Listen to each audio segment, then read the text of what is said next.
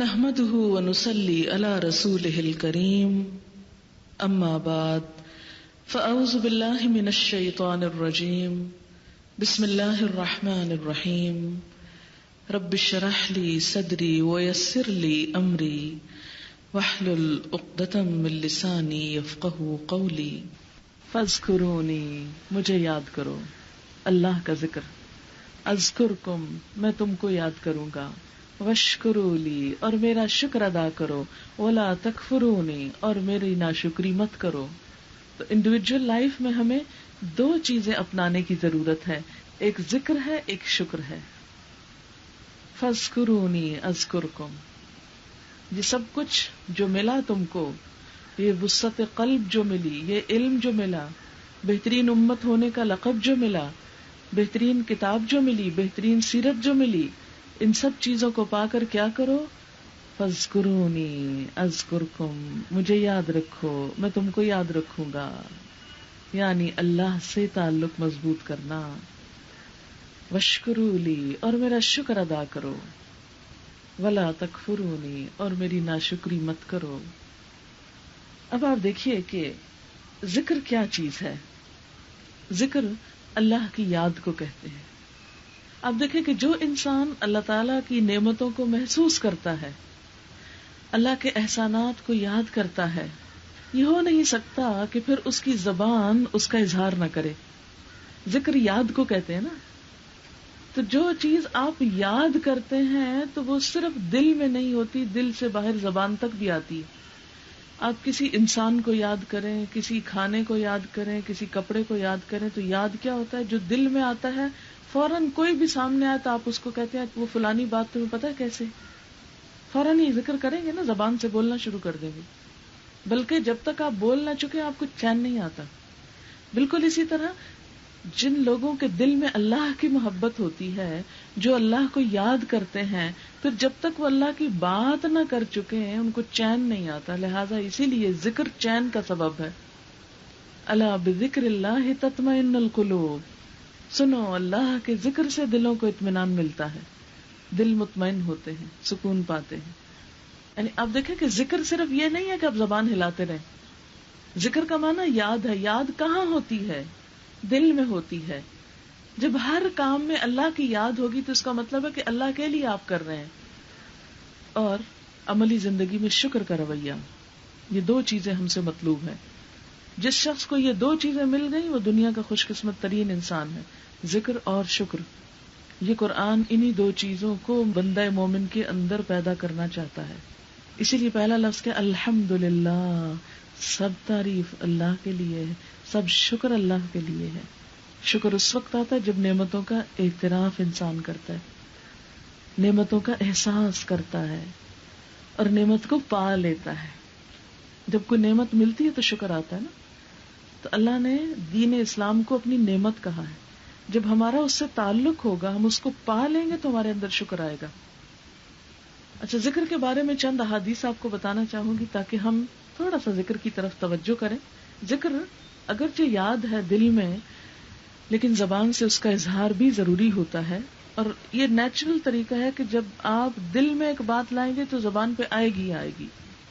حدیث قدسی ہے، اللہ تعالیٰ فرماتے ہیں انا عند ظن عبدی بی وانا معه حين يذكرني فان ذكرني في نفسه ذكرته في نفسي وان ذكرني في ملأ ذكرته في ملأ خير منهم، متفق علیہ۔ بخاری اور مسلم دونوں نے روایت کیا ہے۔ اللہ تعالیٰ فرماتے ہیں کہ میں اپنے بندے کے بارے میں کیسا معاملہ کرتا ہوں جیسا وہ میرے ساتھ گمان رکھتا ہے، پھر اگر مجھے وہ اپنے دل میں یاد کرتا ہے تو میں بھی اسے اپنے دل میں یاد کرتا ہوں، اگر وہ مجھے کسی مجلس میں یاد کرتا ہے تو میں بھی اس کو اس سے بڑھ کر زیادہ اچھی مجلس میں اس کا ذکر کرتا ہوں۔ پھر اسی طرح ذکر جو ہے وہ صرف زبان کی ایکسرسائز نہیں، اللہ کی یاد اللہ کی اطاعت بھی کرواتی ہے۔ سعید بن جبیر کہتے ہیں کہ جس نے اللہ کی اطاعت نہیں کی اس نے اس کو یاد ہی نہیں کیا، یعنی جس نے اللہ کی بات نہیں مانی گویا اس نے ذکر ہی نہیں کیا، خواہ اس کی نمازیں اور تسبیحات کتنی ہی زیادہ کیوں نہ ہو۔ ام انس کہتی ہیں کہ اے اللہ کے رسول صلی اللہ علیہ وسلم، مجھے کوئی نصیحت کیجیے، کوئی اچھی سی بات کہیے مجھے۔ آپ فرماتے ہیں اہجری المعاصی فانہا افضل الہجرہ، گناہ چھوڑ دو کہ یہ سب سے بہترین ہجرت ہے. حافظی علی الفرائض، فرائض کی حفاظت کرو. فانہا افضل الجہاد، یہ سب سے بہترین جہاد ہے. واکثری من ذکر اللہ کثیرا، اور اللہ کا ذکر کثرت سے کرتی رہو. فانک لا تأتین اللہ بشیء احب الیہ من کثرت ذکرہ، کیونکہ تم اللہ کے پاس جو کچھ نیکی لے کر آؤ گی ان میں سب سے زیادہ پیاری نیکی اللہ کے نزدیک اس کا ذکر ہوگا. یعنی سب سے بہترین سرمایہ جو تم قیامت کے دن لے کر جاؤ گے وہ کیا ہوگا؟ اللہ کا ذکر. نبی صلی اللہ علیہ وسلم کے بارے میں آتا ہے کہ کان یذکر اللہ علی کل احیانہ، آپ اللہ کا ذکر ہر وقت ہر موقع پہ کرتے تھے.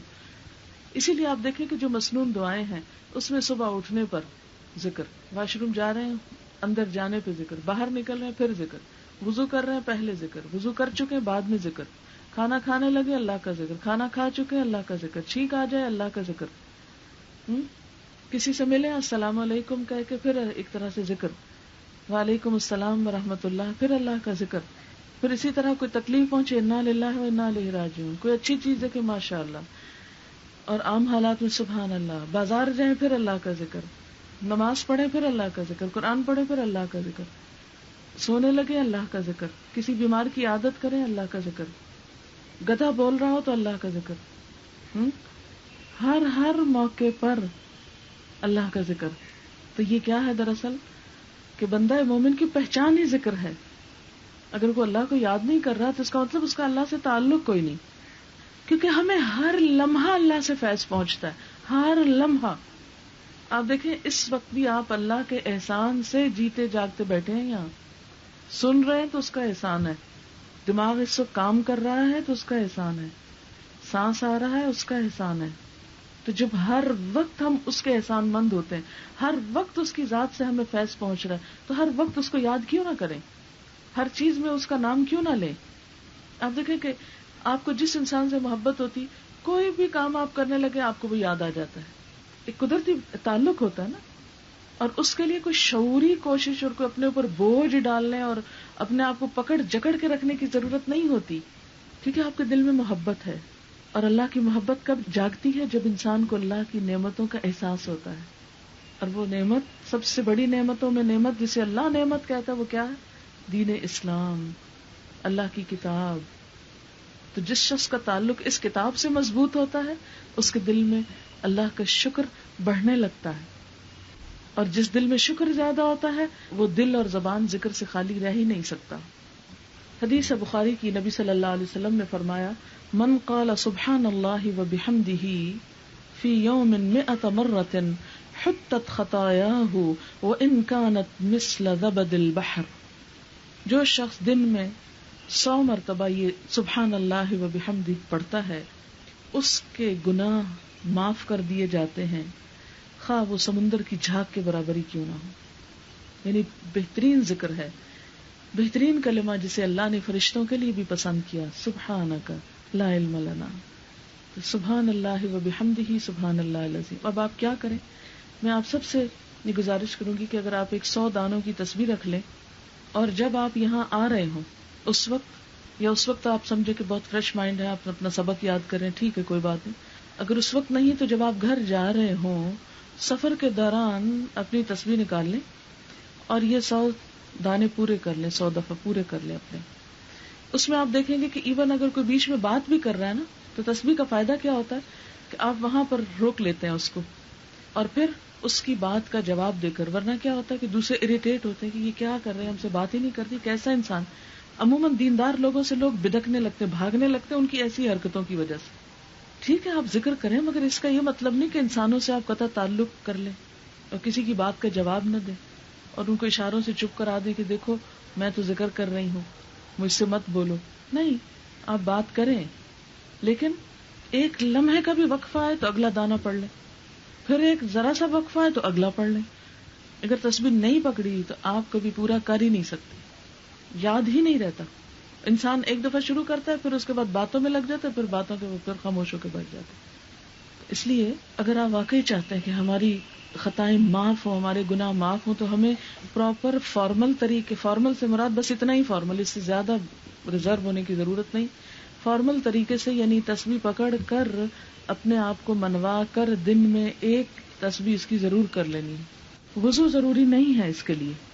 ذکر کے لیے وضو شرط نہیں. اچھا ہے اگر ہو تو، اگر نہیں تو کوئی بات نہیں. ذکر زبانی ہر موقع پہ ہو سکتا ہے. ابھی میں نے حدیث کوٹ کی نا کہ کان یذکر اللہ علی کل احیانہ، کہ نبی صلی اللہ علیہ وسلم اللہ کا ذکر کرتے تھے ہر وقت. کل احیانی، کل احیان کا کیا مطلب ہے؟ حین کہتے ہیں وقت کو. اب ہر وقت میں تو وضو نہیں ہو سکتا نا. آگے آپ سورۃ آل عمران میں پڑھیں گے کہ اللہ تعالیٰ کے پیارے بندے الذین یذکرون اللہ قیاما وقعودا وعلی جنوبہم، اللہ کو یاد کرتے رہتے ہیں کھڑے بیٹھے لیٹے، لیٹ کے بھی. اب رات کو مثلاً آپ کی آنکھ کھل گئی سوتے سوتے اچانک، اب آپ کو نیند نہیں آ رہی، اب آپ وضو کرنے جائیں گے، وضو کرنے جائیں گے تو اور بھی نیند چلی جائے گی. آپ ذکر نہیں کریں گے، نہیں کریں گے، کیونکہ کہیں بھی کسی حدیث میں یہ نہیں کہا گیا کہ وضو کے بغیر یہ ذکر نہ کرو. وضو شرط ہے بس دو چیزوں کے لیے، لازم ہے، اس کے بغیر وہ دو کام نہیں ہوتے، ایک نماز اور دوسرے طواف. باقی عبادات جو ذکر وغیرہ کے لیے، تلاوت کے لیے وضو افضل ہے، لازم نہیں. افضل، افضل کا مطلب کیا ہو تو بہت اچھا، بہت ہی عمدہ. لیکن اگر نہیں تو اس وضو کے نہ ہونے کی وجہ سے ذکر نہیں چھوڑیں، تلاوت نہیں چھوڑیں. مثلا صبح کے وقت آپ قرآن پاک پڑھ رہے ہیں، آپ کا وضو باقی نہیں رہتا، آپ بند نہیں کر دیں گے، پڑھتے چلے جائیں، بس صرف وہ جو ہاتھ رکھا تھا ٹیکسٹ پر وہ نہ رکھیں. جو خالی صفحہ ہے اس کو آپ بغیر وضو کے بھی آگے پیچھے کر سکتے ہیں. یعنی عربک عبارت پر ہاتھ نہیں رکھیں گے، لیکن جو خالی کاغذ ہے جس پہ عربی نہیں لکھی ہوئی، یا یہ جلد ہے جس پر کوئی قرآن کی آیت نہیں لکھی ہوئی، تو اس کو آپ اٹھا کے کھول سکتے ہیں اور اس طرح پڑھ سکتے ہیں. یہ جو ہم نے ناروا پابندیاں دین میں لگا لی نا اپنے اوپر، خود ساختہ سیلف میڈ ایڈیشن آف دین. ایک تو اللہ نے دین بھیجا نا اور ایک ہم نے خود بنایا. یہ جو خود بنایا ہوا دین ہے یہ بڑا سخت ہے، ضرورت سے زیادہ سخت ہے، جو پریکٹیکل ہے ہی نہیں. تو جو دین خود بنایا ہوا ہے یہ پریکٹیکل نہیں، لہذا خدا کے لیے اپنے اوپر آسانی کریں اور جو خود ساختہ چیزیں ان کو ایک طرف رکھ دیں اور بس وہی لیں جو اللہ اور اس کے رسول صلی اللہ علیہ وسلم نے فرمایا. بہت ہلکے پھلکے ہو جائیں گے اور اطمینان کی وہ کیفیت آئے گی جو اس سے پہلے نہیں. اب اس کے لیے علم ضروری ہے کہ کون سی چیزیں ہم نے خود بنا لی اور کون سی اللہ اور اس کے رسول صلی اللہ علیہ وسلم نے فرمائی کہ جن کی پابندی ضروری ہے. اور پھر فرمایا واشکروا لی ولا تکفرونی، اور میرا شکر کرو، میری ناشکری مت کرو. کیوں؟ اس لیے کہ شکر کرو گے تو اور نعمتیں دوں گا.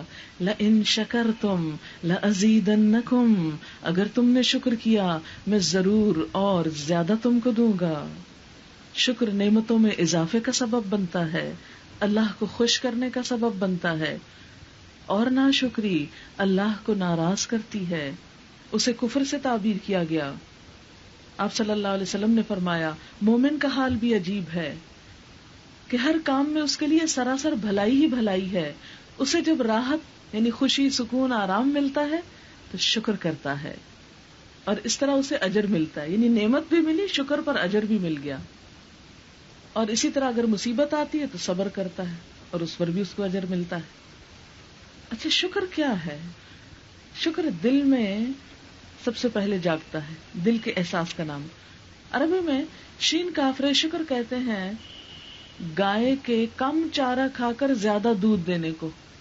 یعنی گائے جب تھوڑا چارہ کھاتی اور دودھ زیادہ دیتے ہیں تو اس کے لیے یہ لفظ استعمال ہوتا ہے. تو بالکل اسی طرح شکر کرنے والا انسان، اس کو چھوٹی سی بھی نعمت ملے تو وہ اللہ سے بہت محبت کا اظہار کرتا ہے. چھوٹی چھوٹی نعمتوں پر اللہ تعالیٰ سے ایک تعلق رکھتا ہے.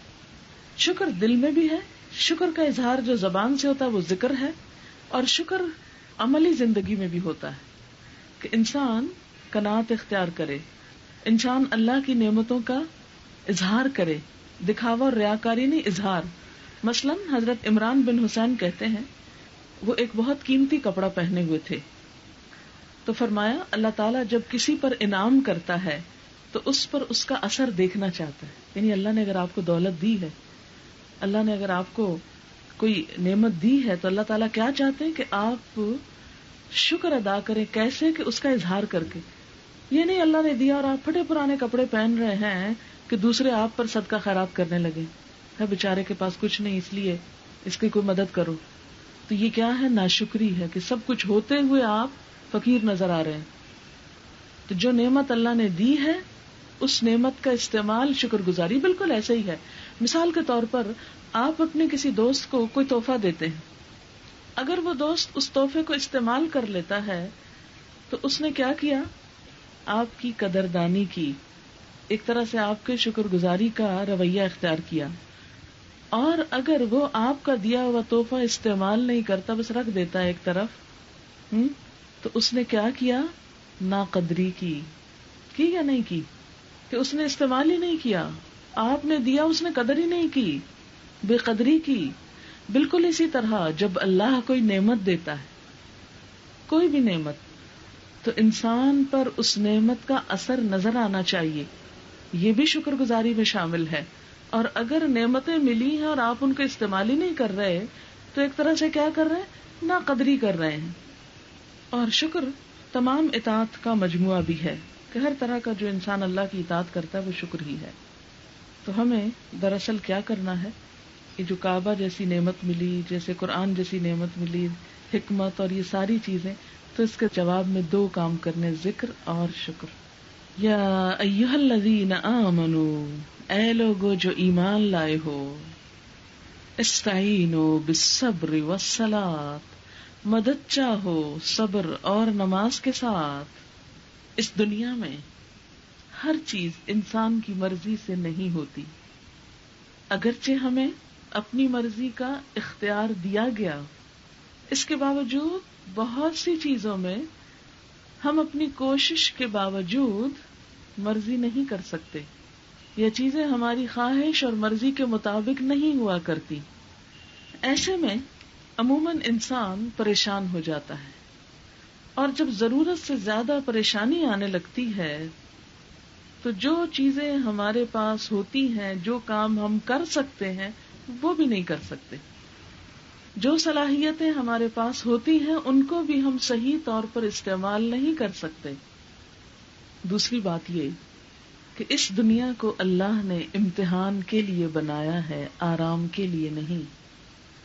یہاں مختلف چیزوں میں ایسے حالات پائے جاتے ہیں کہ انسان کے راستے میں رکاوٹیں آتی ہیں. کبھی اس کے اپنے نفس کے اندر سے، کبھی اس کی جسمانی کمزوری کی وجہ سے، کبھی اس کی مالی کمی کی وجہ سے، کبھی اس کی اولاد کی طرف سے، کبھی اس کے حالات کی طرف سے، معاشرے کی طرف سے. اور یہ ہر انسان کے ساتھ ہوتا ہے. ہر انسان کسی نہ کسی امتحان یا آزمائش میں مبتلا ہے. عموماً ہم کیا کرتے ہیں کہ اپنے امتحان کو سامنے رکھ لیتے ہیں، دوسرے کے انعام کو رکھ لیتے ہیں، اور پھر کہتے ہیں دیکھا وہ کتنا خوش قسمت ہے، اس کو تو یہ مسئلہ ہے ہی نہیں. مثلاً اگر آپ اپنے بچوں کی وجہ سے پریشان ہیں تو آپ اپنے آپ کو عموماً کس سے کمپیئر کرنے لگتے ہیں؟ جن کے بچے ہیں ہی نہیں یا جن کے بہت اچھے ہیں، لہذا آپ غمزدہ رہتے ہیں. مثلاً اگر آپ کے پاس مال نہیں تو آپ کس کو خوش قسمت سمجھ رہے ہیں؟ جس کے پاس مال ہے، لہذا آپ غمزدہ ہو رہے ہیں. حالانکہ آپ یہ نہیں دیکھتے کہ جس کے پاس مال ہے اسے اس مال کے ساتھ اور مسائل کتنے ہیں، اس کے کمانے میں، اس کی حفاظت میں، اس کے خرچ کرنے میں کس کس آزمائش سے وہ گزرتا ہے، کس کس تکلیف سے. جس کے پاس بچے نہیں وہ رش کر رہا ہے ان پر جس کے پاس ہیں، حالانکہ بچوں کے ہونے میں ایک ماں جتنی آزمائشوں اور تکلیفوں سے گزرتی ہے وہ کوئی کھیل نہیں، مذاق نہیں. تو ہر شخص جہاں اسے کچھ نعمتیں ملی ہیں وہاں اس کے لیے کچھ امتحان بھی ہیں، اور جہاں اس کے لیے مشکلات ہیں وہاں اس کے لیے آسانیاں بھی ہیں. ان مع العسر یسرا، تنگی کے ساتھ آسانی بھی ہے. پھر ہر انسان کی آزمائشوں کے ساتھ ساتھ کچھ خاص قسم کی آزمائشیں ان لوگوں کے راستے میں آتی ہیں جو اللہ کے راستے میں نکلتے ہیں، جو دین کی طرف آتے ہیں. کبھی شوہر کی طرف سے پریشانی، کبھی والدین کی طرف سے، کبھی اولاد راستے کی رکاوٹ، کبھی کوئی بیماری، کبھی لوگوں کی باتیں. یہ سب کچھ کیوں ہوتا ہے؟ اس لیے کہ یہ دنیا ہے، امتحان کا گھر ہے. امتحان کے لیے ٹیسٹ ہے ہمارا کہ آزمائش آنے کے بعد بھی اللہ سے جو محبت کا دعویٰ ہے وہ کتنا سچا ہے. تاکہ اللہ دیکھے کہ واقعی اپنے دعووں میں سچا کون ہے، کہ مشکل کے باوجود میرا دامن تھامتا ہے، مجھے راضی رکھتا ہے۔ نفس، بچوں اور شوہر کے تقاضے، دنیا کی مصلحتیں، شیطان کے وسوسے، سماجی حالات کا دباؤ یعنی سوشل پریشر جن کو آپ کہتے ہیں، یہ سب چیزیں ایک فتنے کی شکل میں انسان کو گھیرے ہوئے ہوتی ہیں۔ ایک آزمائش سے نکلتے ایک دوسری میں پڑ جاتا، اس سے نکلتے ایک اور میں، ایک سے نکلتے ایک میں۔ اللہ تعالیٰ دیکھنا یہ چاہتا ہے کہ ان سارے حالات میں میری اطاعت پر کون قائم رہتا ہے۔ ان کا حل کیا بتایا گیا، کیا کرو؟ نمبر 1 صبر۔ یا ایھا الذین آمنوا استعینوا بالصبر، مدد مانگو صبر کے ساتھ۔ صبر کیا ہے؟ جمے رہنا، کہ اگر آپ کوئی اچھا کام کر رہے ہیں اور کوئی رکاوٹ ڈال رہا ہے تو اس کی باتوں میں آ کے اچھا کام نہیں چھوڑنا، جمے رہنا ہے، رکے رہنا۔ صبر کی اس لحاظ سے 2 بڑی قسمیں ہوتی ہیں کہ اپنے آپ کو اطاعت پر قائم رکھنا، قلعے سے باندھ کے رکھنا، نہیں میں نے تو یہی کرنا ہے جو اللہ کا حکم ہے، اور جس نے بدلنا ہے بدل جائے، میں نے نہیں بدلنا۔ اب اس کا یہ مطلب نہیں کہ آپ اعلان شروع کر دیں گھر جا کر، اپنے بچوں کے سامنے یا شوہر یا معاشرے میں یا کھڑکی میں کھڑے ہو جائیں اور لاؤڈ اسپیکر لے کے سب کو اعلان کرے کہ لوگوں تم بدلو یا نہ، میں اپنی جگہ تھا۔ یہ نہیں اس کا مطلب۔ اس کا مطلب یہ ہے کہ انسان اپنے اندر اتنا عزم، ارادہ، جزم، اتنی قوت پائے، اسلم قال اسلمت لرب العالمین، میں تو بک گیا، میں نے تو اپنا آپ اللہ کو دے ڈالا ہے، اس لیے میں تو اللہ ہی کا وفادار ہوں کیونکہ وہ سب سے زیادہ میرا محسن ہے۔ جم جانا۔ نمبر 2 حرام چیزوں کو، غلط چیزوں کو چھوڑ کر جو تکلیف ہوتی ہے انسان کو، اس کو برداشت کرنا۔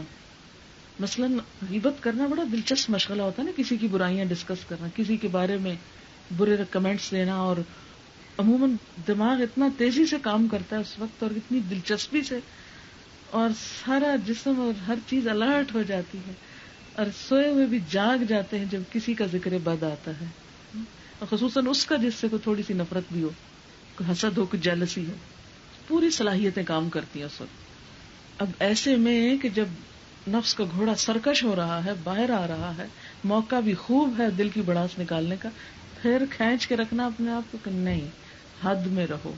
جیسے نبی صلی اللہ علیہ وسلم فرمایا، غضب کی حالت میں یا خوشی، اس زبان سے حق کے سوا کچھ نہیں نکلے گا۔ ہمیں بھی یہی حکم دیا گیا، کسی کے خلاف غصہ ہو یا محبت ہو، بات سچ ہو، حق بات کہی جائے۔ ٹھیک ہے، جواب اللہ کو دینا ہے نا، کسی انسان کو خوش کرنے کی تو ضرورت نہیں ہمیں۔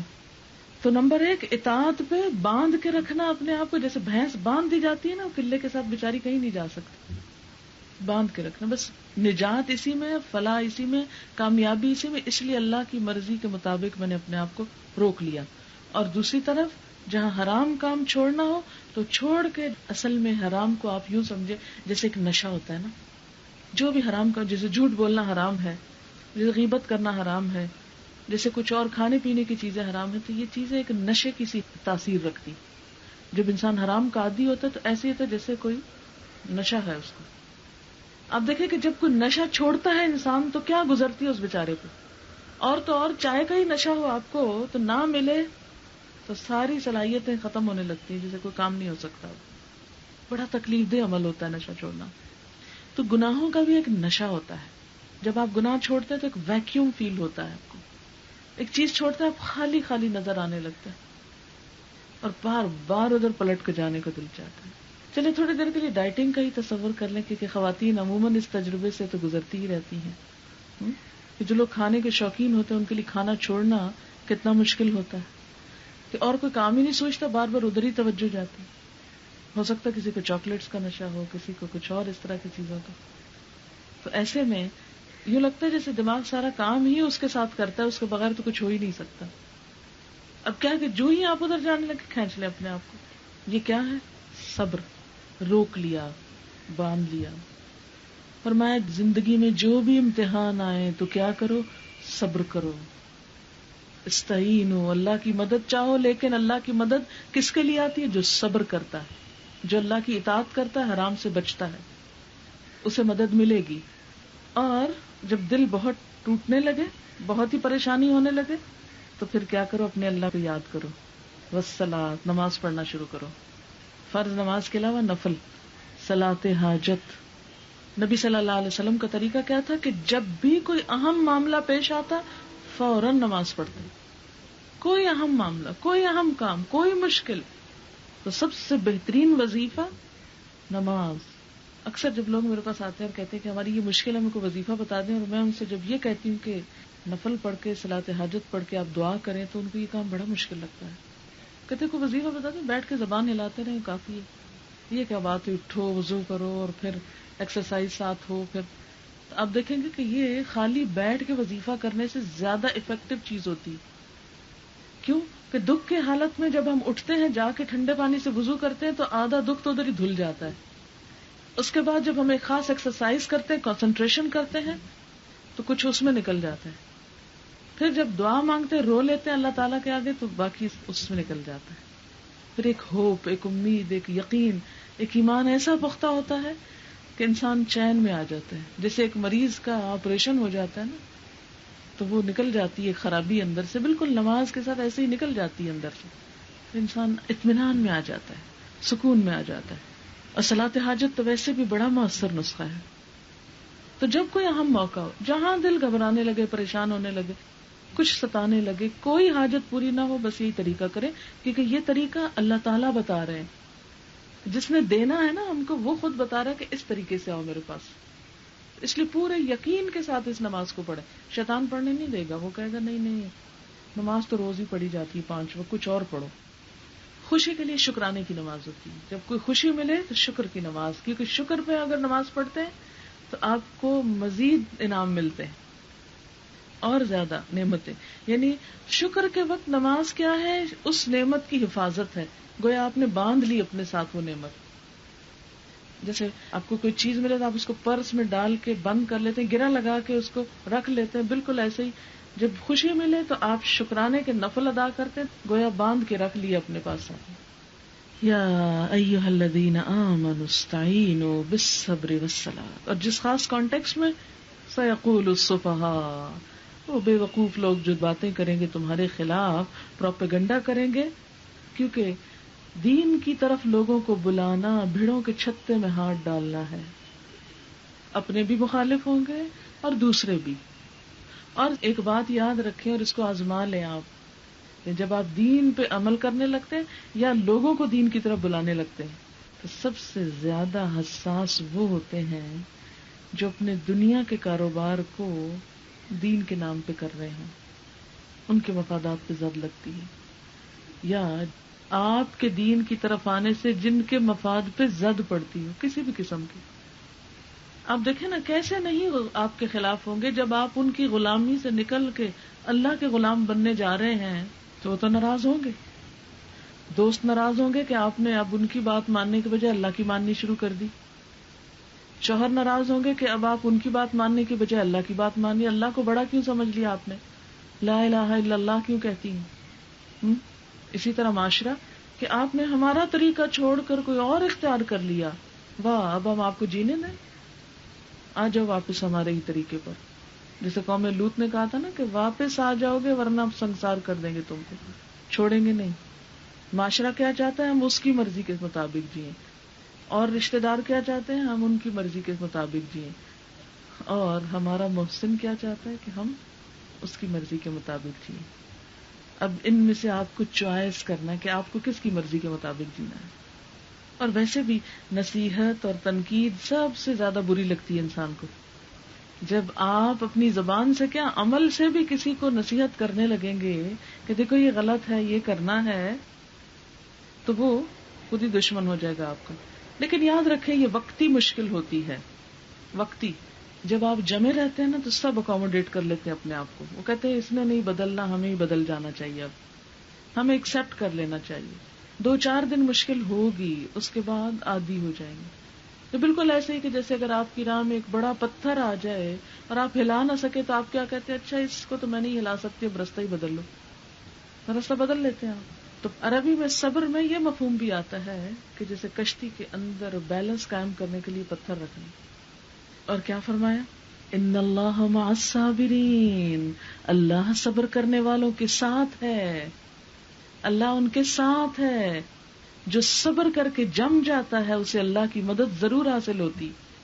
اس لیے وقتی طور پر لوگوں کے پروپیگنڈے اور مخالفت سے گھبرانا نہیں، ڈرنا نہیں، پریشان نہیں ہونا، اپنی جگہ سے ہلنا نہیں، بس کرنا ہے جو اللہ نے چاہا وہی کرنا ہے. اپنے دل میں پکا ارادہ رکھیں، زبان کم سے کم استعمال کریں، زبان سے کچھ بھی نہ کہیں، بولے ہی نہ کچھ، چپ کر کے سنتے رہیں لوگوں کی باتیں، ہلکا سا مسکرا دیں اور بس. اس بات کی کبھی کوشش نہ کریں کہ میں ذرا جلدی سے فلانے کے اعتراض کا جواب دے دوں اور میں ذرا جلدی سے اس کو چپ کرا دوں اور میں ذرا اس کو مزہ چکھا دوں. نہیں، جب ہم سب کچھ اللہ کے لیے کر رہے ہیں زیر لب یہ کہہ لیا کریں فَسَيَكْفِيكَهُمُ اللَّهُ، جو مخالفت کر رہے ہیں کرتے جائیں، ان قریب جلد ہی کافی ہو جائے گا تجھ کو ان کی طرف سے اللہ جواب دے گا، اللہ صفائی پیش کرے گا، اللہ ان کے دل میں ڈالے گا. اور آپ دیکھیں کیا ہوا، نبی صلی اللہ علیہ وسلم کی جان کے دشمن بالآخر آپ کے مطیع و فرما بردار ہوئے کہ نہیں ہوئے؟ نا، لیکن تھوڑا وقت لگا. ہم بھی اپنے مخالفوں کو تھوڑا وقت دیں. آپ دیکھیں کہ دو چیزوں کا یہاں ذکر کیا گیا، صبر اور نماز. نماز کب تک پڑھی جاتی ہے؟ زندگی کے آخری لمحے تک. تو صبر بھی کب تک چاہیے؟ زندگی کے آخر تک، دنیا سے رخصت ہونے تک صبر. ولا تقولوا، اور خاص طور پر صبر کب؟ جب کوئی بہت بڑا نقصان ہو جائے. ہوا یہ کہ جنگ بدر میں مسلمانوں کے 14 آدمی شہید ہو گئے. اب وہ انسان تھے نا، ان کے رشتہ دار. لوگوں نے کہا کیا دیا اسلام نے تمہیں، تمہارے تو بندے ہی چلے گئے، اور کیا فائدہ ہوا تمہیں مسلمان ہونے کا، اتنا بڑا نقصان ہو گیا تمہارا. کیونکہ موت سب سے بڑا نقصان ہے جس کی تلافی کوئی نہیں. ہر چیز کی تلافی ہو جاتی، موت کی تلافی نہیں ہوتی. اس لیے اللہ تعالیٰ نے ان شہداء کے بارے میں کیا فرمایا، وَلَا تَقُولُوا لِمَن يُقْتَلُ فِي سَبِيلِ اللَّهِ أَمْوَاتٌ، اور جو لوگ اللہ کی راہ میں مارے جائیں انہیں مردہ نہ کہو. شہداء کو مردہ نہ کہنا ان کی عزت اور احترام کے لیے ہے، لیکن ان کی زندگی برزخ کی زندگی ہے، دنیا کی زندگی نہیں ہے، اور وہ ایسی زندگی ہے جسے ہم نہیں سمجھ سکتے. اسی لیے فرمایا بل احیاء، بلکہ وہ زندہ ہیں. کون سی زندگی؟ برزخ کی زندگی زندہ ہیں. ولکن لا تشعرون، لیکن تم شعور نہیں رکھتے، تمہیں نہیں پتا چلتا ان کی زندگی کا. اب آپ دیکھیں کہ لوگ صرف اتنا لفظ لیتے ہیں بلکہ وہ زندہ ہیں، اور پھر ان کی زندگی کو ہماری زندگی پہ قیاس کر لیتے ہیں، اور پھر ان کے ساتھ ایسے ہی معاملہ کرنے لگتے ہیں جیسے بالکل زندہ انسان کے ساتھ کیا جاتا ہے. بعض اوقات ان سے دعائیں مانگنے لگتے ہیں، بعض اوقات ان کے ساتھ جا کے قبر کے پر باتیں کرنے لگتے ہیں کہ یہ زندہ ہی سن رہے ہیں اندر. آپ دیکھیں کہ کوئی شخص زندہ بھی ہو تو دیوار کے پیچھے نہیں سن سکتا. اس لیے ان کی زندگی پہ کیا فرمایا، زندہ ہیں لیکن برزخ کی زندگی ہے. اور کیسی زندگی ہے تمہیں اس کا کوئی شعور نہیں، تمہیں نہیں پتا وہ کیسی زندگی، تم نہیں پہچانتے اس زندگی کو. وَلَٰكِن لَا تَشْعُرُونَ. اور پھر صرف زندگی ہی کا نقصان نہیں بلکہ زندگی میں اور بھی بڑے بڑے نقصان آئیں گے. اس لیے فرمایا وَلَنَبْلُوَنَّكُمْ بِشَيْءٍ مِّنَ الْخَوْفِ وَالْجُوعِ وَنَقْصٍ مِّنَ الْأَمْوَالِ وَالْأَنفُسِ وَالثَّمَرَاتِ. ہم ضرور آزمائیں گے تم کو. اللہ نے پہلے ہی بتا دیا، وارننگ دے دی کہ ضرور امتحان ہوگا تمہارا. کون کون سا پرچہ ہے؟ بِشَيْءٍ مِّنَ الْخَوْفِ، پہلا خوف کا، وَالْجُوعِ دوسرا بھوک کا، وَنَقْصٍ مِّنَ الْأَمْوَالِ تیسرا مال کا نقصان، وَالْأَنفُسِ چوتھا جان کا نقصان، پانچواں وَالثَّمَرَاتِ پھلوں کا نقصان. ان سارے نقصانوں میں کرنا کیا ہے؟ صبر. تو جو صبر کرے اس کے لیے کیا ہے؟ وَبَشِّرِ الصَّابِرِينَ، بشارت دے دو صبر کرنے والوں کو، خوشخبری دے دو. اب دیکھیں کہ اللہ تعالیٰ نے اپنے دوست ابراہیم علیہ السلام کو ہر چیز سے آزمایا تھا. ان میں سے ایک ایک چیز سے آزمائے گئے تھے. ہم بھی اگر ان کے طریقے پر چلیں گے تو زندگی میں آزمائشیں آئیں گی. اچھا یاد رکھیں کہ بعض اوقات دین کے راستے میں آزمائشیں آتی ہیں، لیکن ہمیشہ یاد رکھیں کہ کبھی یہ نہیں ہو سکتا کہ آپ دین سے دور ہوں اور آزمائش نہ آئے آپ کو.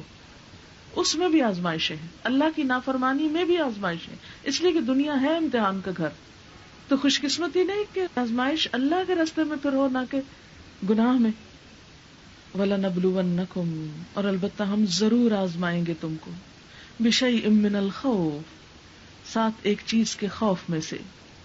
خوف، اب دیکھیں کہ اگر ہم نبی صلی اللہ علیہ وسلم اور صحابہ کرام کی تاریخ پڑھیں تو یہ سب چیزیں ان پر بھی آئیں. مثلا خوف، جنگ احزاب سے پہلے مدینہ میں طرح طرح کا خوف پایا جاتا تھا، اور خوف کا یہ عالم تھا کہ ایک دفعہ آپ صلی اللہ علیہ وسلم نے حضرت سعد سے کہا کہ ہے کوئی جو میرا پہرا دے تاکہ میں رات کو سو سکوں، کیونکہ آپ کی جان کو بھی خطرہ اور خوف تھا. تو وہ عرض کرتے ہیں کہ انہوں نے پہرا دیا اور آپ صلی اللہ علیہ وسلم سوئے.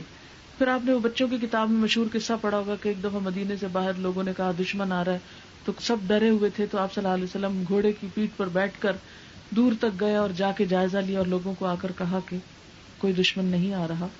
تو وقتاً فوقتاً خوف کی خبریں مسلمان معاشرہ سنتا رہتا تھا کہ ادھر سے دشمن حملہ کر رہا ہے، ادھر سے کر رہا ہے، ادھر سے کر رہا ہے. سیم ہمارے ساتھ ہے، روز اخبار پڑھتے ہیں تو کوئی نہ کوئی جنگ کی خبر کسی نہ کسی اینگل سے دی ہوئی ہوتی ہے کہ پاک انڈیا ٹینشنز کی یا کوئی اور اگر اجتماعی خوف نہ بھی ہو تو انڈیویجولی ہمارے گھر کون سے بہت امن میں ہے.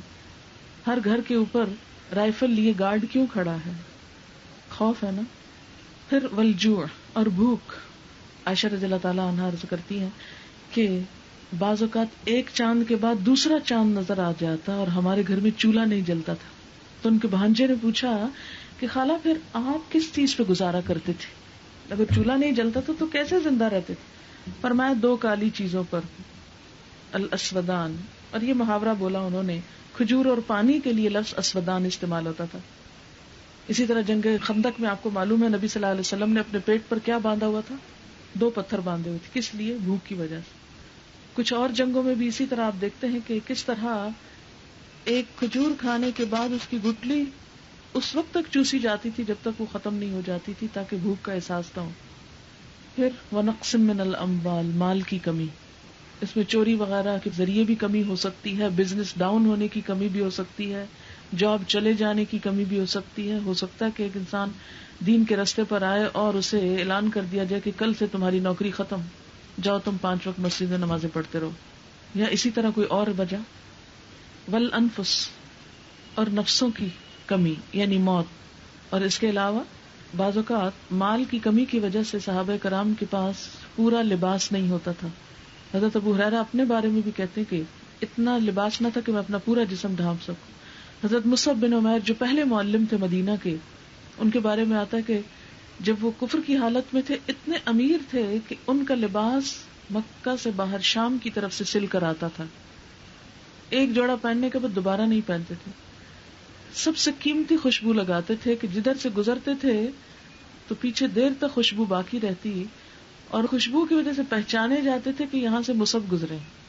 لیکن جب اسلام لائے، ماں نے سخت ری ایکشن کیا اور کہا میں نہ کھاؤں گی نہ پیوں گی اور تم نکل جاؤ، اور سب کچھ چھن گیا ان سے. بہرحال اللہ کے رسول صلی اللہ علیہ وسلم نے ان کو مدینہ بھیجا تعلیم کے لیے. وہاں جب ان کا انتقال ہوا تو مصعب کو جب کفن پہنایا گیا، سر ڈھانکتے تو پاؤں ننگے ہو جاتے، پاؤں ڈھانکتے تو سر ننگا ہو جاتا. آخر سر ڈھانک کر پاؤں پر گھاس ڈال دی گئی. اسلام کے لیے دی جانے والی قربانیوں کے نتیجے میں یہاں تک حالت پہنچی، سب کچھ دے ڈالا کہ مرتے وقت کفن بھی پورا نہ ملا. ہم جیسا کوئی دیکھتا تو کہتے ہائے بیچارے، نہیں، انہوں نے جنت کے سودے کیے تھے. اس لیے کسی بھی چیز کی کمی ان کے اندر کبھی احساس کمتری نہیں پیدا کیے تھے. ہمارے پاس تو کچھ نہیں ہوتا تو ہم ایک انفیریورٹی کمپلیکس کا شکار ہو جاتے ہیں. ہم لوگوں کو فیس نہیں کر سکتے کہ ہائے کوئی کہے گا اس کے پاس یہ بھی نہیں، ایسا کپڑا نہیں، ایسا جوتا پہنا ہوا ہے، ایسے گھر میں رہتے ہیں، یہ کھاتے ہیں، مثلاً. اور ہماری پھر ساری زندگی صرف لوگوں کے مقابلے میں گزر جاتی اور ہم کوئی زندگی میں اچھا کام کرنے کا وقت ہی نہیں پاتے. بس ثمرات، پھلوں کی کمی، کھیتوں کا نقصان. اور آپ دیکھیں کہ یہ سب کچھ صحابہ کرام پر کیوں گزرا؟ اس لیے کہ انہوں نے دین کے لیے اپنے وقت لگائے تھے کہ بزنس کے لیے، تجارت کے لیے، کھیتی باڑی کے لیے وقت نہیں بچتا تھا تو کمی ہو گئی. کیونکہ اسلام ایک ایسی سٹیج پر تھا کہ جس میں سب کچھ لگا دینا تھا. کیونکہ اس ٹوٹل 23 سال کا عرصہ جو ملا تھا پوری دنیا کے سامنے ایک انقلاب لا کے دکھانا تھا. ہمارے سامنے تو لمبی عمر ہے نا، کوئی فکر ہی نہیں، کبھی ہو جائے گا. اتنی جلدی کاہے کی ہے؟ آرام آرام سے چلو، ٹھنڈے ٹھنڈے سب کچھ. مشکلات آئیں گی، یہ اتنا سستا سودا نہیں. اللہ کی محبت مذاق نہیں. کہ ہم کہیں اللہ ہمیں آپ سے بہت محبت ہے اور اس کے بعد ہمیں آزمایا نہ جائے، قربانی نہ ہو. جب میں پی ایچ ڈی کرنے کے لیے جا رہی تھی تو اپنے بچوں کو بھی اس وقت چھوڑا تھا اور بھی بہت سی چیزیں تھی، تو علم کے راستے میں جان مال وقت اولاد ہر چیز کی قربانی دینی پڑی، اور وہ قربانی دے کر ہی یہ حوصلہ آیا کہ اب باقی قربانیاں بہت چھوٹی لگتی ہیں. یاد رکھیں کہ اللہ تعالیٰ جب کسی بندے سے کوئی کام لینا چاہتا ہے تو اسے ضرور آزمائش میں ڈالتا ہے. کیوں؟ اس لیے کہ سونا خالص ہوتا نہیں، نکھرتا نہیں، چمکتا نہیں جب تک وہ ایک تکلیف سے نہ گزرے. بالکل وہی جو آپ کو میں کہتی رہتی ہوں کہ جب تک آپ بیلنے میں پڑیں گے نہیں، رس نکلے گا نہیں. اب اگر آپ بھی یہ دعویٰ کرتے ہیں کہ آپ دین کے لیے نکلے ہیں، اللہ کے راستے میں نکلے، یہ پھولوں کی سیج نہیں ہے. کچھ نہ کچھ تو تکلیف ہوگی نا، روٹین ڈسٹرب ہوگی، نیند کم ہوگی، بھوک بھی لگے گی، واش روم کی مشکل ہوگی، سفر کی اذیت ہوگی، سبق یاد کرنے کی مصیبت ہوگی، اور بہت سی لوگوں کی باتیں الگ، گھر والوں کی باہر کی. کیونکہ بعض میرے پاس کمنٹس آئے ہیں وہ میں نے بس صرف روک لیے، چند دن گزرنے دیں، قرآن خود جواب دے گا، مجھے کچھ نہیں کہنا کسی کو. اس میں بعض لوگوں نے کہا کہ یوں لگتا ہے کہ میرا بلڈ پریشر ہائی ہو گیا، کسی نے کچھ اپنے دکھ سنائے ہیں، کسی نے کچھ.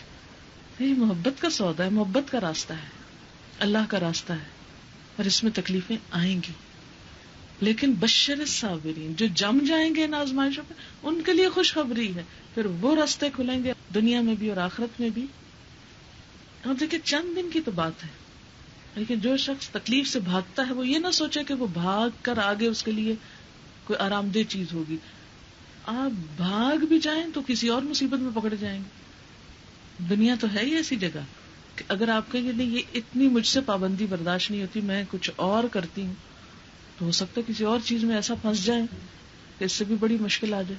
اللہ نہ کرے. لیکن زندگی ایسے ہی ہے، آپ ادھر سے نکلتے ہیں ادھر پھنس جاتے ہیں، ادھر سے نکلتے ادھر پھنس جاتے ہیں. تو کیا ہی خوش قسمتی کہ اللہ کے راستے میں پھنسے ہوئے ہیں کہ ایک ایک لمحہ اجر اور ثواب ہے، ایک ایک حرف کا پڑھنا ہے. کہتے ہیں کہ اللہ کے راستے میں اگر ایک کانٹا بھی چبھتا ہے نا، کانٹا صرف، اس کا بھی اجر لکھ لیا جاتا ہے. یہ بندہ میرے راستے میں نکلا، اس کو یہ کانٹا چبھ گیا، اس کے لیے ثواب لکھ لو.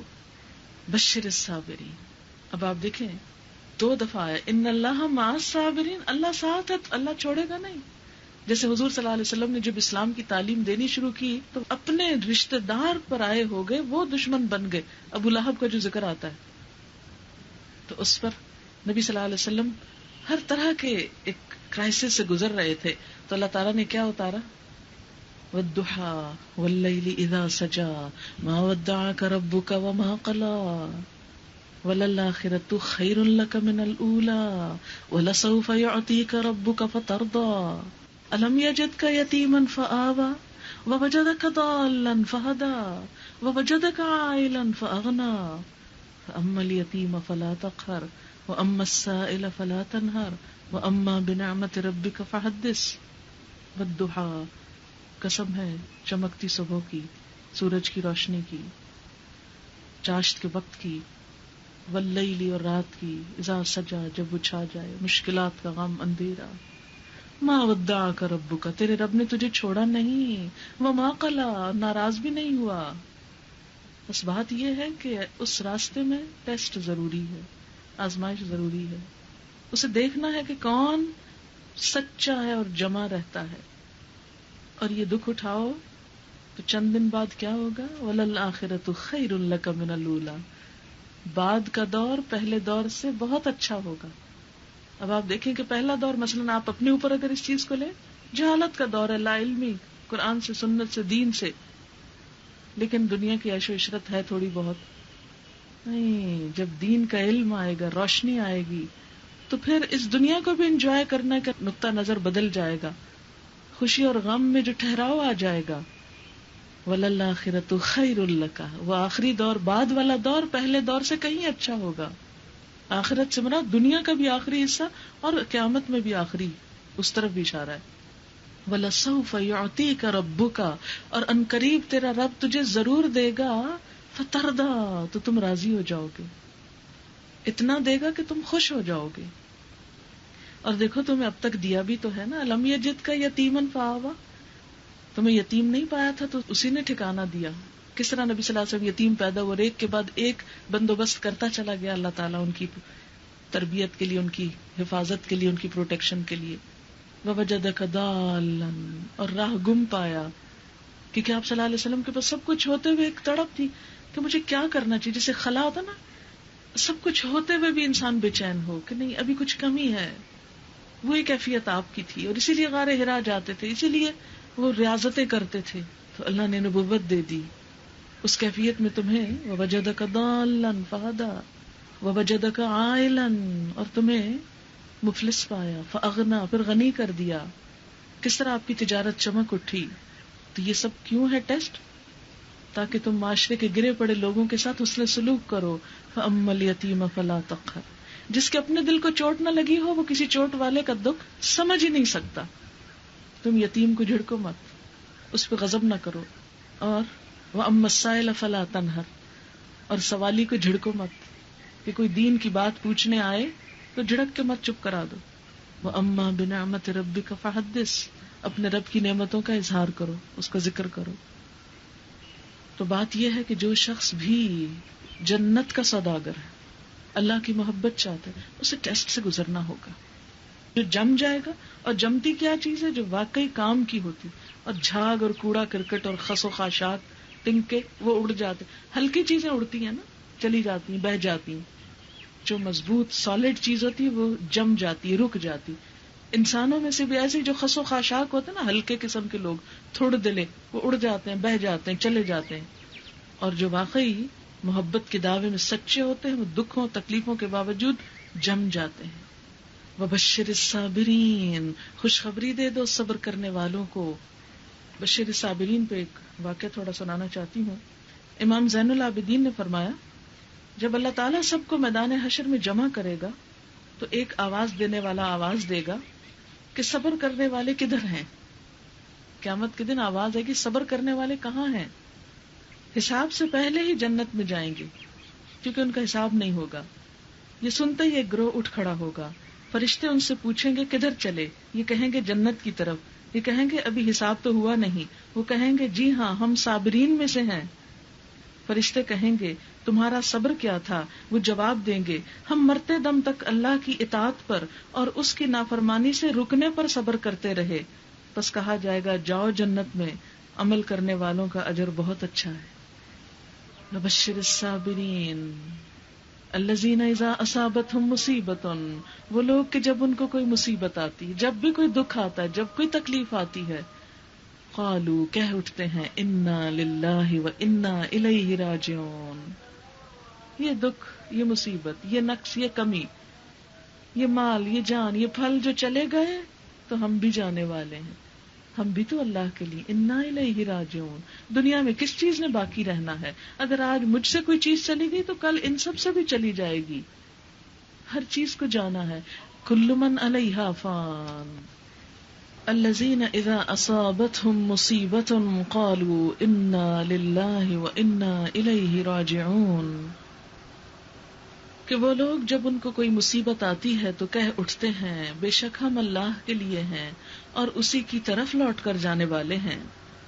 دکھ اور تکلیف کے موقع پر چیخنا چلانا، ایسا ری ایکشن ظاہر کرنا کہ جس سے اللہ تعالیٰ بھی ناراض ہو اور مشکل بھی آسان نہ ہو، اس کا کچھ فائدہ نہیں.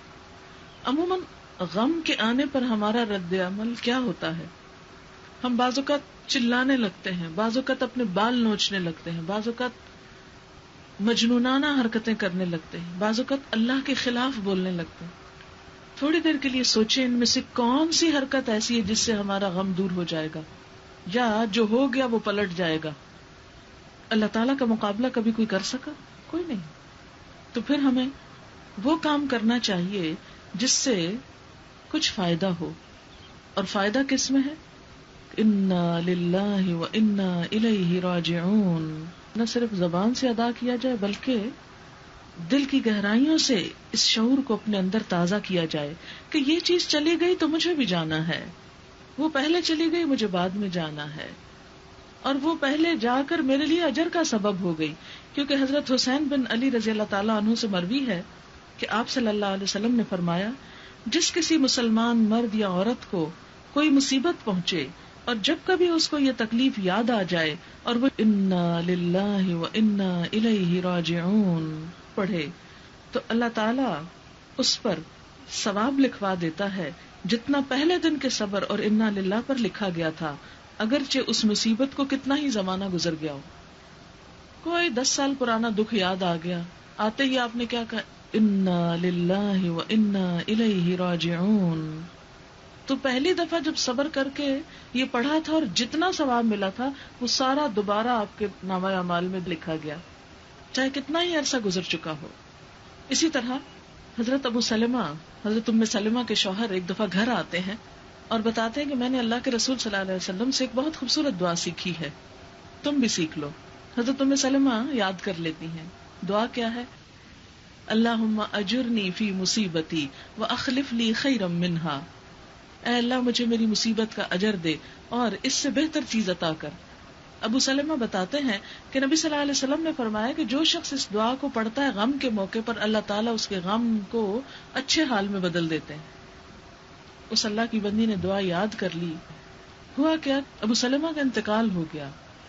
اس موقع پر انہوں نے یہی دعا پڑھی اور سوچ رہی تھی پڑھتے وقت کہ ابو سلمہ سے اچھا انسان کون ہو سکتا ہے۔ پھر کیا ہوا کہ کچھ عرصے کے بعد نبی صلی اللہ علیہ وسلم نے ان کو پروپوز کیا تو انہیں اپنی وہ دعا یاد آئی، اچھا اللہ کے رسول صلی اللہ علیہ وسلم کا وعدہ سچا ہی ہے، یہ بات جھوٹی نہیں ہو سکتی۔ لیکن عموماً ہم غم اور دکھ کے موقع پر وہ پڑھنے کی بجائے جو پڑھنا چاہیے وہ بولنے لگتے ہیں جو نہیں بولنا چاہیے، اور حاصل کچھ بھی نہیں ہوتا۔ اللہم اجرنی فی مصیبتی واخلف لی خیرا منہا، اللہ یہ چیز تو چلی گئی تو مجھے اس سے بہتر دے دے، اور اللہ دیتا ہے، اس کے خزانوں میں کس چیز کی کمی ہے۔ اور یہاں دیکھیں قرآن کے الفاظ میں وعدہ ہے اللہ کا، اولئک علیہم صلوات من ربہم، ان لوگوں پر رب کی عنایتیں نوازشیں ہوں گی، ورحمت، اللہ کی رحمت آئے گی جو دکھ کے موقع پر ایسا رویہ اختیار کریں، وَأُولَئِكَ هُمُ الْمُهْتَدُونَ، اور یہی لوگ ہدایت یافتہ ہیں جو ایسے، یعنی عام حالات میں اچھا بن کے رہنا تو کوئی اچھائی نہ ہوئی، وہ تو ٹھیک ہے جب ہر چیز آپ کی مرضی کی ہے تو آپ بھی پھر اچھے بنے ہوئے ہیں۔ بات یہ ہے کہ جب ہر چیز آپ کی مرضی کے خلاف ہونے لگے پھر آپ اچھے بن کے دکھائیں، یہ ہے اصل اچھائی۔ اسی لیے اللہ تعالیٰ دکھ تکلیف کے موقع پر پازیٹیولی ری ایکشن کرنے والوں کو مہتدون کہتے ہیں کہ یہ ہدایت پا چکے ہیں، یہ ثابت ہو گیا کہ یہ ہدایت پر ہیں۔ اہدنا الصراط المستقیم کا یہاں عملی نمونہ ہے اور صبر کا بہت بڑا نمونہ۔ ایک عورت جس کا نام ہاجرہ تھا، جو اپنے بچے کو لے کر تنہا مکہ میں چھوڑ دی گئی، شوہر کے بغیر، دین کے لیے ایک قربانی کرنے کے لیے، تنہا، کوئی آبادی نہیں، کوئی شہر نہیں، کوئی بازار نہیں، کوئی مددگار نہیں، کوئی ہمسایہ نہیں، کوئی دوست نہیں، کوئی نہیں، دودھ پیتا بچہ ہے اور وہ اکیلی ہے، بے آب و گیا وادی میں، جو تھوڑا بہت کھانے پینے کا سامان ہے وہ بھی ختم ہو گیا ہے، شوہر جا چکا ہے کہ اتنے میں بچہ پیاس سے تڑپ اٹھتا ہے، کہیں پانی نہیں، قریب ہی 2 پہاڑیاں ہیں، دوڑتے دوڑتے ایک پہاڑی پہ چڑھ جاتی کہ شاید اونچا جا کے آس پاس پانی دیکھ سکے، کچھ نظر نہیں آتا، سامنے ایک اور پہاڑی ہے، اس سے اترتی ہیں، بھاگتے بھاگتے دوسری پہ چڑھ جاتی، وہاں آس پاس دیکھتی کوئی پانی نہیں، تنہا، کوئی مددگار نہیں، سامنے میدان میں پڑا بچہ رو رہا ہے، ایڑیاں رگڑ رہا ہے، ماں پانی تلاش کر رہی ہے، پھر واپس آتی ہے اس پہاڑی پر، ادھر سے کچھ نہیں ملتا، دیوانہ وار دوسری طرف جاتی، زبان سے کوئی شکوہ نہیں، کوئی رونا دھونا نہیں، کوشش جاری ہے بس کہ مشکل آسان ہو جائے۔ اللہ کو یہ ادا اتنی پسند آتی کہ رہتی دنیا تک کے لوگوں کے لیے، عورتوں اور مردوں کے لیے حج کا ایک رکن بنا دیا گیا کہ طواف کے ساتھ صحیح بھی ہوگی۔ عورت کی قربانی دین کی خاطر، اس گھر کو آباد کرنے کے لیے، ٹھیک ہے بنایا تھا ابراہیم علیہ السلام نے، آباد کس کی وجہ سے ہوا؟ حضرت ہاجرہ کی وجہ سے ہوا، ایک عورت کی وجہ سے۔ ہم سمجھتے عورت کیا کر سکتی، اور عورت کو یہ قربانی کرنے کی کیا ضرورت ہے کہ وہ گھر چھوڑے اور گھر سے نکلے اور کہیں دوسرے شہر جائے، اور اللہ کی نظر میں یہ عمل اتنا پسندیدہ تھا کہ بچہ جب ایڑیاں رگڑ رہا تھا تو وہاں سے ایک چشمہ پھوٹ پڑا، اتنا بہترین چشمہ کہ اب اس کے پانی کو جب انالائز کیا گیا ہے تو پتا چلا ہے کہ یہ شفا بھی ہے، ایک غذا بھی ہے، اور عام پانی میں جس طرح بیکٹیریا پیدا ہو جاتا ہے اس کے اندر ایک کافی عرصے تک نہیں ہوتا، اور جہاں اس کا سورس تلاش کیا گیا ہے تو بس ریت کے اندر سے پھوٹ رہا ہے، زمین کی تہہ سے، کسی سمندر یا کسی اور جگہ سے اس کا کوئی کنیکشن نہیں. تو اللہ کی خاص عنایت. تو جب کوئی انسان اللہ کے لیے ایسی قربانی دیتا ہے کہ سب کچھ چھٹ جائے، ہر چیز، نہ کھانا نہ پینا نہ انسان، کوئی زندگی کی ضرورت پاس نہیں، تنہا ہے بیابان اور ریگستان میں، اللہ ایسی قدردانی کرتا ہے کہ پاؤں کے نیچے سے چشمہ پھوڑ نکالتا ہے جو رہتی دنیا تک باقی. آپ دیکھیں کہ مکہ کے سب چشمے جب سوکھ گئے تو زمزم کبھی نہیں سوکھا اس طرح، اور آپ کو پتا کہ دنیا کے کونے کونے میں وہاں سے پانی پہنچتا ہے. آپ ذرا یہاں کراچی میں کرائیں بورنگ، اور ہر وقت دھڑکا لگا رہتا ہے، معلوم نہیں اس کا پانی کب اور نیچے چلا جائے. کئی علاقوں میں چلا جاتا ہے، کچھ عرصہ اگر بہت سے لوگ نکالنے لگے تو پانی کی سطح گر جاتی، پھر اور زیادہ نیچے جانا پڑتا ہے، اور لیکن اس پانی کے سوتے نہیں سوکھے. ہزاروں لاکھوں گیلن روز نکلتا ہے، لاکھوں کا مجمع ہوتا ہے جو روز وہاں پی رہا ہوتا ہے، پھر گھروں کو بھی لے کے جا رہے ہوتے ہیں کنٹینر بھر بھر کے، روز نکل رہا ہے وہاں سے، اور اس کے باوجود ختم نہیں ہوتا. کیا یہ معجزہ نہیں ہے پانی کا نکلنا، جو ایک جیتی جاگتی مثال ہے اسلام کی سچائی کی، اور اس بات کی دلیل ہے اللہ قدردان ہے. وآخر دعوانا ان الحمد للہ رب العالمین. سبحانک اللہم وبحمدک نشہد ان لا الہ الا انت نستغفرک ونتوب الیک. والسلام علیکم ورحمۃ اللہ وبرکاتہ.